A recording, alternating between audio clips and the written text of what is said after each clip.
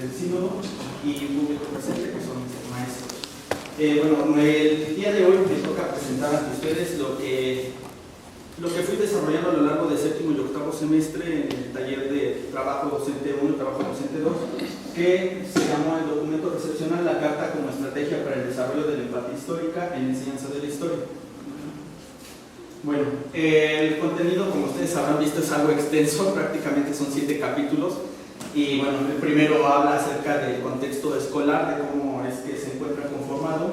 Principalmente se detalla lo que es el contexto de la ubicación de la escuela.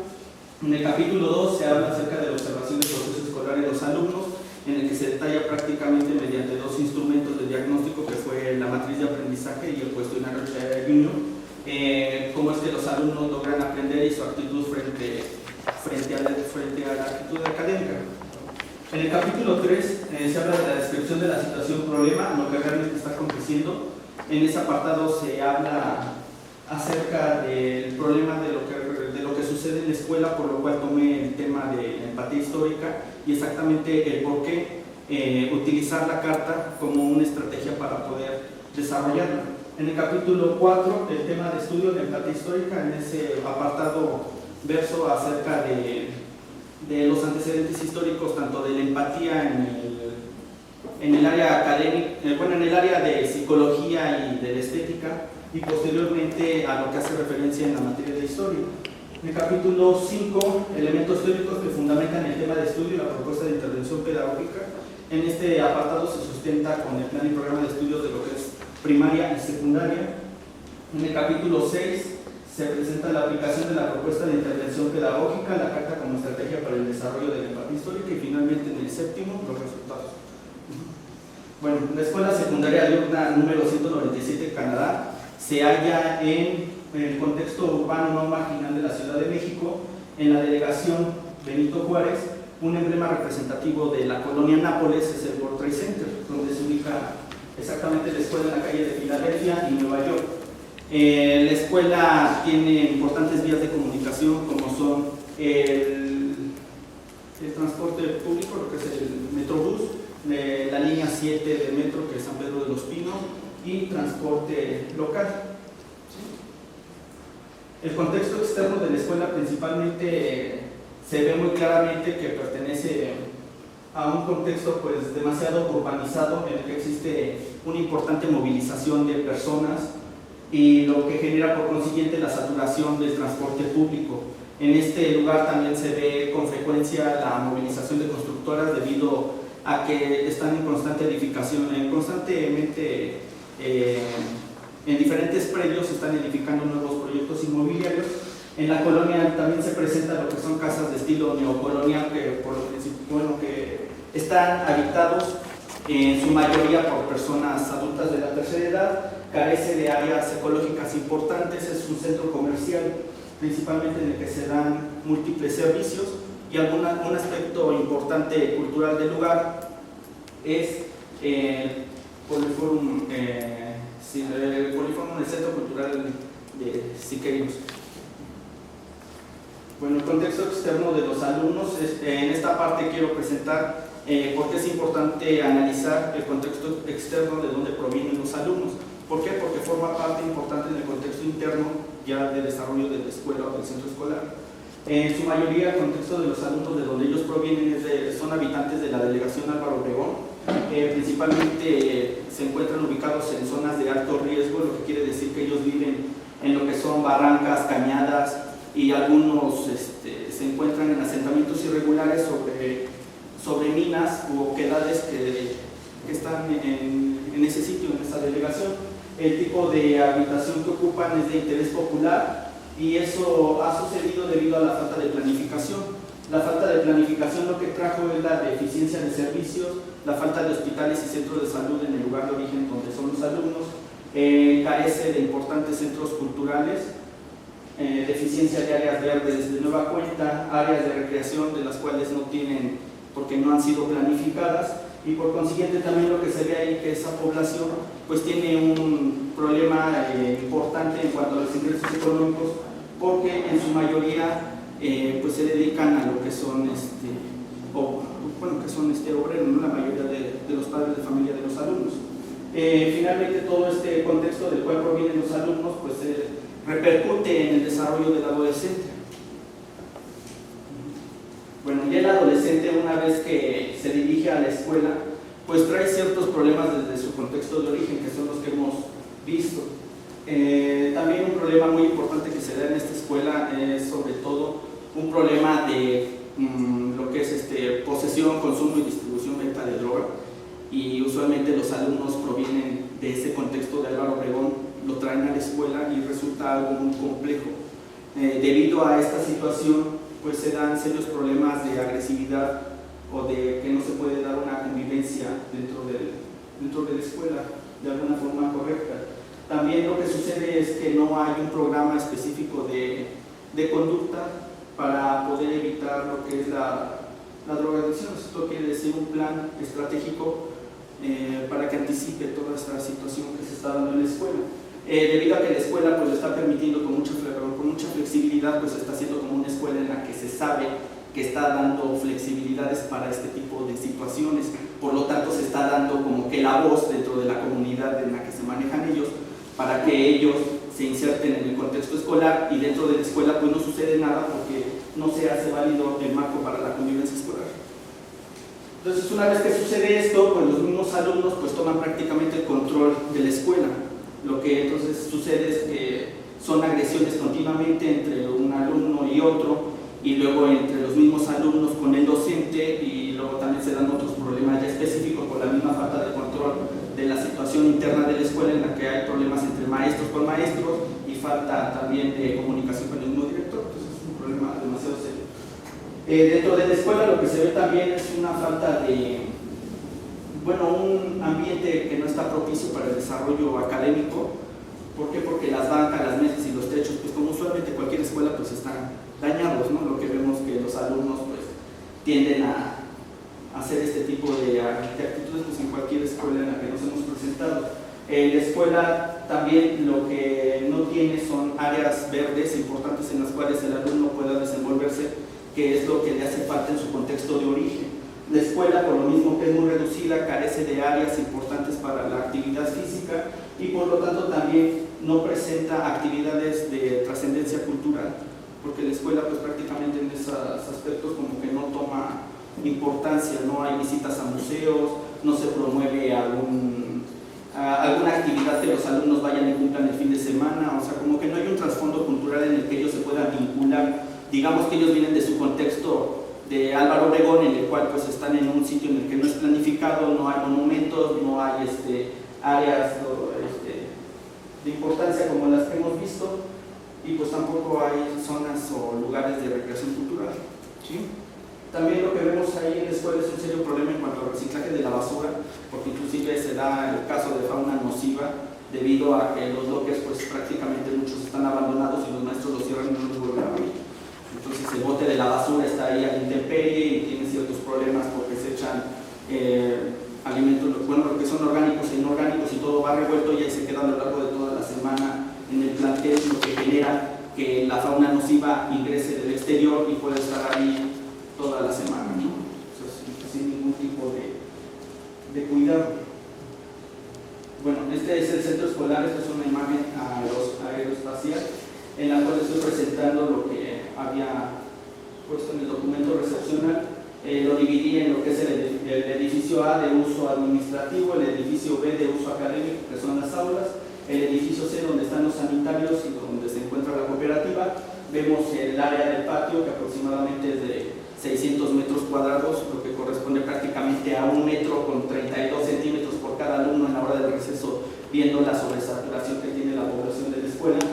Y vemos las pocas áreas verdes que tienen, exactamente nada más son escasos 4 árboles, que es lo que cuenta la escuela. Las aulas por lo regular son de 60 metros cuadrados, lo que también determina que en el turno matutino, que está sobresaturado, que por lo regular tiene 50 alumnos, pues vemos que pues, prácticamente quedan pues, todos como que acorralados, ¿no? Y en el turno vespertino lo que se da es el problema de que ese exceso de mobiliario escolar lo que genera es dispersión.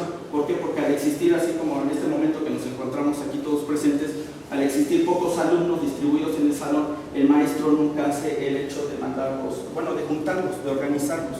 sino que los deja así dispersos. Y al momento de que están dispersos, pues se da que cada quien está en su mundo y pues no están prestando atención a lo largo de la clase. Vemos aquí que la escuela cuenta con 2 escaleras, un único acceso de salida de emergencia, y pues bueno, esto es parte de la escuela.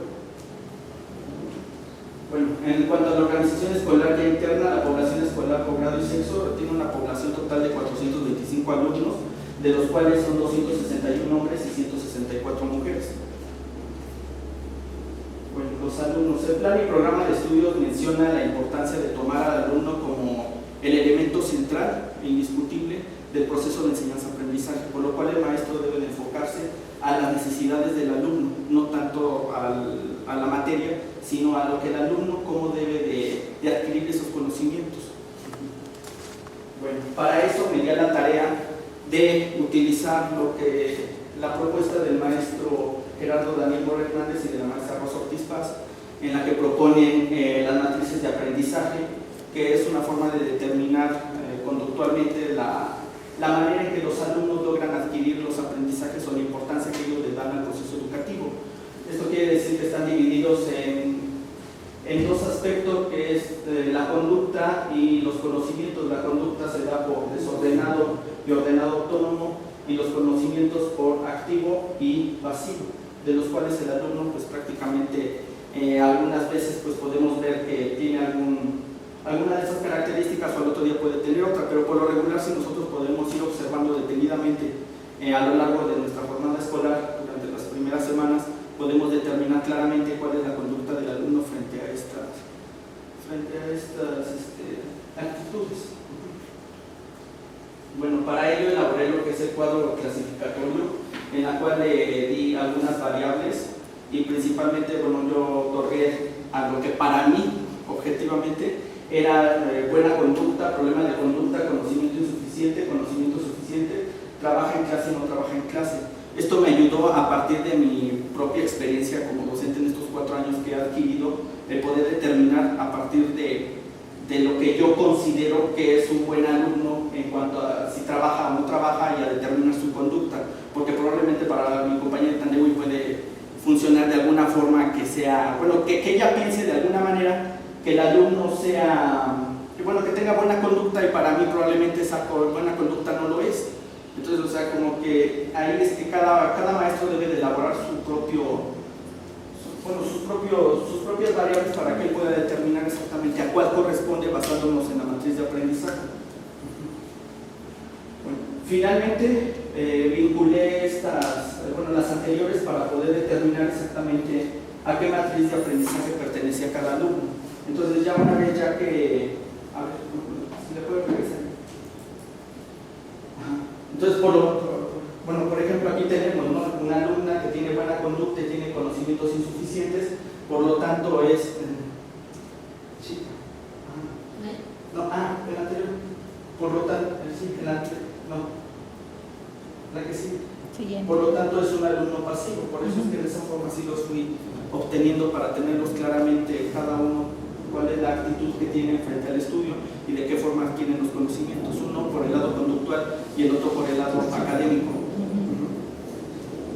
Bueno, esta es la tabla general en la cual ya presenté los porcentajes en los cuales los alumnos pues están prácticamente pues como que digamos que clasificados, en la cual nosotros podemos determinar qué tipo de actitudes o conductas tienen frente al aprendizaje escolar. Entonces, vemos que en el grupo de tercero A principalmente son desordenados, son alumnos desordenados. Lo que ellos necesitan son reglas constantes y que uno les dé un seguimiento. O sea, no dejarlos solo para que ellos trabajen autónomamente, sino que uno tiene que estar vigilando constantemente el tipo de actividades o lo que están realizando en cada clase. En cuanto al grupo tercero B, que es un grupo totalmente casi pasivo, son 16 alumnos. En este grupo lo que me permitió fue prácticamente que es un grupo casi tradicionalista, y me permitió el hecho de trabajar con ellos un poco más apegados con la orientación del docente. Posteriormente también trabajé lo que es el cuestionario Chayay 1. Este fue únicamente para determinar qué estilo de aprendizaje tiene cada alumno, en el cual pues nada más se divide en 4, que son activo, reflexivo, teórico y pragmático.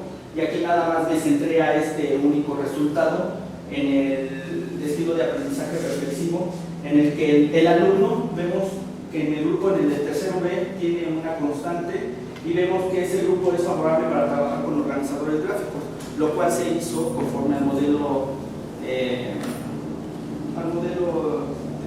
histórico que proponen los maestros, en el cual se da un inicio de un shock empático, de algún tipo de actividad de sensibilización. Posteriormente se trabaja con un esquema a lo largo de la clase y al último se logra responder la pregunta eje del esquema. Los alumnos completamente trabajaron bastante bien apegados a este modelo, exactamente los de ese grupo, porque los de tercero A era un grupo medio complicado porque era exactamente donde se veían los problemas más serios relacionados con los estupefacientes a los que les hago relación. Había 3 alumnos que estaban repitiendo prácticamente por tercera vez el tercer año y bueno, una situación media extraña ahí. Y bueno, también ahí lo que favorece en el grupo del tercero B es que el alumno presenta una actitud positiva al modelo implícito tradicionalista, a lo cual puede tomar al docente como guía. Bueno, para poder conocer acerca de la empatía histórica se determina que es un problema, bueno, yo considero que es un problema en los alumnos. ¿Por qué? Porque me doy cuenta a través de un examen diagnóstico que les aplico que los alumnos pues prácticamente tienen problemas en la ubicación espacial, en la ubicación temporal, en el tiempo no se ubican los hechos, tampoco ubican el contexto en el cual está sucediendo un hecho, ni tampoco a los agentes históricos. Por lo tanto, el alumno no puede construir su conocimiento histórico. ¿Por qué? Porque tiene deficiencias en todo esto. Entonces, si nosotros le hablamos de la revolución, el alumno no va a saber en qué estado se desarrolló, porque ni ubica en un mapa donde puede estar ni el estado de Coahuila, ni Monterrey, ni Sonora, ni Chihuahua. O sea, ningún estado de la República el alumno puede ubicar. Ahora, si nosotros le hablamos de que en el tiempo nos diga exactamente cuándo sucedió la revolución, probablemente la va a confundir, como usualmente lo hacen los alumnos, con el movimiento de independencia. Ahora, en cuanto al contexto, va a confundir objetos o hechos de un movimiento con otro, e igualmente a los personajes históricos. Entonces, si el alumno no domina prácticamente que el maestro le vaya enseñando estos apartados, es muy difícil que el alumno pueda construir su conocimiento histórico. Por lo general, en la escuela, en la secundaria, únicamente se enseña la historia de bronce, en la cual nada más siempre se presentan lo que son los malos, los villanos, los héroes y los buenos, ¿no? O sea, el círculo en el que quién fusiló a quién, ¿no? Héroe, Benito Juárez, ¿por qué? Porque fusiló al malo, que fue Maximiliano, ¿no? Bueno, Madero, porque nos dio democracia; malo el villano, porque nos dio una dictadura. Entonces, siempre es lo mismo. Entonces, a partir de esto, me genera una pregunta, porque los alumnos siempre nada más ven la historia a partir de esto, como si nada más fuera un simple cuento o un relato sin trascendencia, ¿no? Como si nada más estuvieran pintados o nosotros hubiéramos decidido plasmarlos en alguna pintura sin alguna razón aparente, y pues prácticamente pierde sentido la historia. Por eso los alumnos no logran tampoco identificarse con los hechos históricos, porque ellos dicen, a mí qué me importa si yo no estuve en esos hechos, ¿no? En esos sucesos. Por eso también doy ahí la entrada a que los alumnos conozcan la vida de los subalternos y las instituciones. ¿Por qué? Porque es importante, es parte del desarrollo del proceso histórico. Se supone que el plan y programa de estudio dice que debemos de tomar todos estos elementos para conformar una historia en común, para poderla construir, pero pues finalmente prácticamente nada más se da lo que usualmente sucede en la escuela, ¿no? Lo que es el dictado, la copia, la transcripción, cuestionarios, y los alumnos pues nada más lo toman así por aburrimiento y ya por algo usual de que la clase de historia siempre va a resultarle aburrida desde la primaria, ¿no? Porque nunca se dan instrumentos o actividades estratégicas novedosas en las que él pueda construir su propio conocimiento a partir de lo que él sabe, ¿no?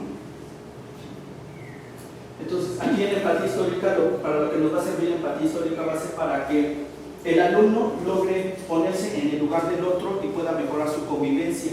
La empatía nos va a ayudar a la construcción del conocimiento, pero este conocimiento lo vamos a enfocar directamente a nuestro conocimiento histórico.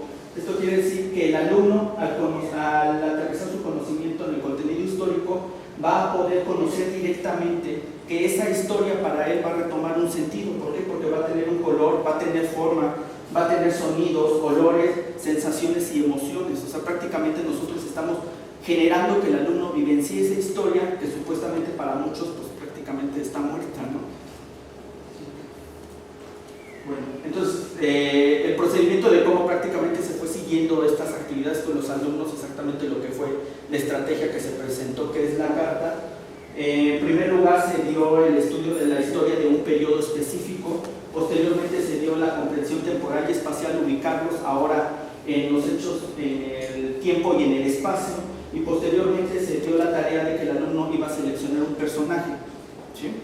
En cuanto a la comprensión temporal y espacial, ahí también hago relación a que es importante que el alumno logre confeccionar lo que sería un álbum fotográfico con imágenes de la época. ¿Para qué? Para que él pueda empezar a vivenciar qué es lo que sentían esas personas al estar en ese momento histórico, o sea, que vea el tipo de vestimentas, que vea el tipo de objetos que tiene la gente, que vea el desarrollo económico, político, social y cultural, digamos lo que son los ámbitos de análisis.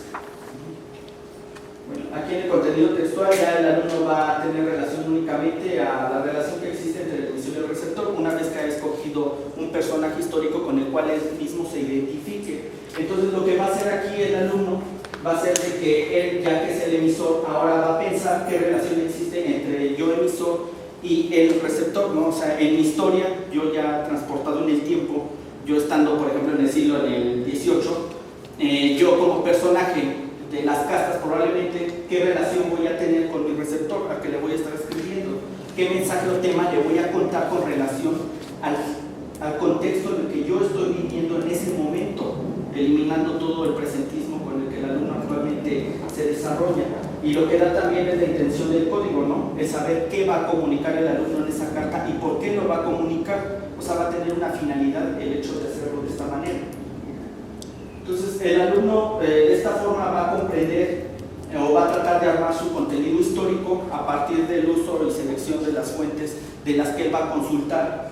Y entonces ahí se va a dar una narración en la que él va a seleccionar ya sea narración y él va a poner entonces qué pasó y va a escribir en su carta, o va a describir cómo es lo que él está viendo, lo que está vivenciando, o el objeto con el que está manipulándolo imaginariamente. Dialogar qué dicen entre otros personajes, a lo mejor históricos, otros personajes de su contexto que está recreando, exponer por qué es así el contexto en el cual estoy viviendo en ese siglo, en el XVIII, digámoslo, y argumentar el qué piensa cuando está el alumno en ese lugar, ¿sí? En cuanto a los elementos estructurales, también hay que tener en consideración que cuando nosotros hagamos este tipo de actividades de contenido histórico relacionados con la carta y la empatía, nosotros debemos de considerar que la carta tiene también un desarrollo histórico, por lo cual tenemos nosotros que apegar ese contenido y esa forma en la que se presenta al alumno para que logre contextualizarlo tal y como se vivió en ese momento. Por eso está el códice papel amate, que son los códices, los prehispánicos y los coloniales, el lacre que se utilizó del siglo XVI al XVIII, el papel sellado que se utilizó del XVIII al XIX, el sello negro en el siglo XIX, y también lo que es el timbre postal en 1856, creado en Inglaterra en 1834. O sea, lo que se trata de hacer aquí en este tipo de actividades es generar al alumno la sensación de que él está presente en ese contexto. Para eso hay que tratar también de consultar fuentes que realmente sean auténticas. En este caso tomé algunas del Archivo General de la Nación que nos puede llevar al trasfondo de lo que es realmente estar en ese momento, ¿no? Por eso se elaboró el papel ya de esa manera, en ponerles un papel de una hoja color café, elaborar el sello para que se vea tal como se vivió en ese momento, para que el alumno vea que es importante para ellos y para uno el hecho de podernos desarrollar en ese contexto en el cual estamos presentando, ¿no?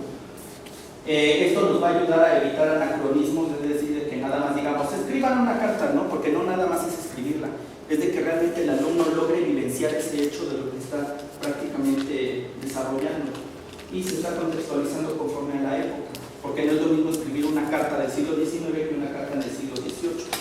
Digamos que los elementos estructurales de la carta no son los mismos, a pesar de que sí es lo mismo, pero no se hallan en la misma parte en la que actualmente los conocemos, ¿sí? Bueno, estos son algunos de los ejemplos de los que traje aquí para que los puedan ver los profesores. Estos fueron los códices que se elaboraron en el primer bloque. La finalidad fue que los alumnos conocieran que la carta en la época prehispánica pues no era como la conocemos, sino que únicamente se presentaba en lo que son los códices y existía el corredor que iba de un lado a otro, el mensajero, y que iba de relevo en relevo hasta que llevaban el mensaje a ciertos lugares en un papel a mate en la realización del códice. Bueno, también para que ellos pudieran vivenciar lo que es el hecho histórico o lo que es el contexto en el cual los alumnos van a recrear, también se describió lo que es la elaboración de objetos utilitarios. En este caso se presentó lo que es la elaboración del biombo en el siglo XVIII, y exactamente yo lo que les pedí fue que trajeran imágenes relacionadas con las pinturas de castas.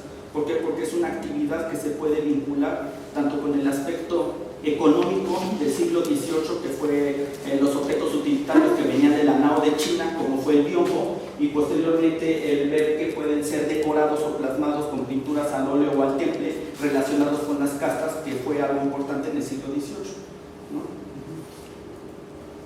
Posteriormente aquí vemos lo que es la actividad que se realizó con las cartas en el siglo XVIII. Se hicieron unas cartas dirigidas al virrey Antonio María de Bucareli y Ursúa, utilizando el cuadro de la Ciudad de México que se encuentra en el Museo del Castillo de Chapultepec. Seleccioné algunas imágenes de esa pintura.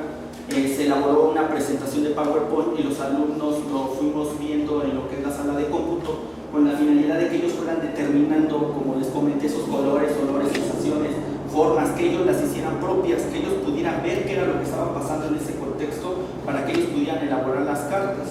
Entonces, las cartas se elaboraron, pues, como he dicho, pues, con una fuente documental primaria que realmente es verídica, y aquí vemos de nuevo una copia de lo que es un documento del Archivo General de la Nación, y es la forma en la cual se completaba lo que es el remitente, bueno, lo que es el destinatario.